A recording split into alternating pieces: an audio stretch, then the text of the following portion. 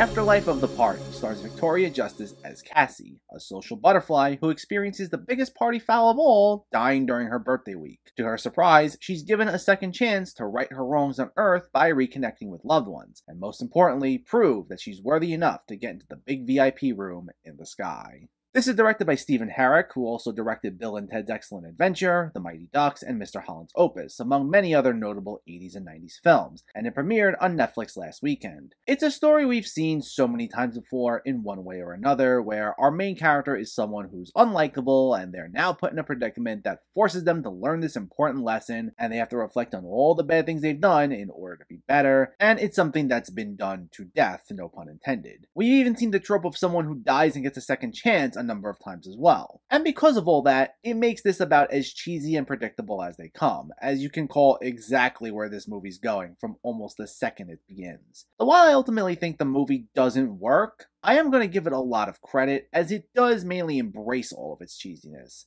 Characters often acknowledge the ridiculousness of a situation, yet despite any reservations they may have, they just go with it anyway, rolling with all the punches and giving it their all. And because of that, it doesn't make all these predictable moments feel cringeworthy, which could have easily been the case in lesser hands. Victoria Justice seems like she had a good bit of fun with the role, tackling each scenario in full force, trying to go for a more over-the-top approach with the more comedic bits, and doing a fine enough job. Though it's actually Midori Francis as Cassie's friend Lisa, whom she has to speak through for the entire film, that winds up being the real standout here. Since she's portrayed as much more sympathetic from the beginning, it's much easier to care for her immediately. And she's just wonderful as she tries her best to find a way around each awkward encounter orchestrated by Cassie, while also balancing out a new romance she forms with a neighbor she had a longtime crush on. And the chemistry between the two was just fantastic, as two longtime best friends who had a falling out prior to Cassie's death. And you can find the both of them so believable as two people who have so much history together. It's just a shame that the screenplay didn't support the solid work by either of them.